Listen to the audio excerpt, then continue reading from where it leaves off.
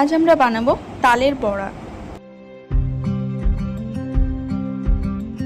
তালের বড়া বানানোর জন্য প্রথমে তালের খোসাটা ছাড়িয়ে নিতে হবে। এরপর আঁটিগুলো একটা জায়গায় রেখে তাতে সামান্য জল অ্যাড করে তালের রসটা ভালোভাবে বের করে নিতে হবে। এইভাবে অল্প অল্প জল দিয়ে রসটা বের করে আলাদা জায়গায় তুলে নিতে হবে। পর এটাকে ভালোভাবে ছেঁকে নিতে হবে যাতে তালের শাঁসটা একটু আর না থাকে। ছাঁকা হয়ে গেলে তালের রস, চিনি, সামান্য পরিমাণে লবণ দিয়ে সেটা ভালোভাবে নাড়াচাড়া করে নিতে হবে। এরপর গমের ময়দা দিয়ে ভালোভাবে মাখিয়ে নিতে হবে। মাখানো হয়ে গেলে সামান্য একটু খাবার সোডা দিয়ে আবারও একটু নাড়াচাড়া করে নিতে হবে।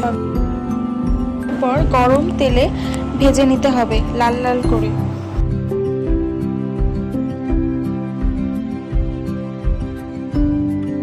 লাল লাল করে ভাজা হয়ে গেলেই রেডি আমাদের তালের বড়া।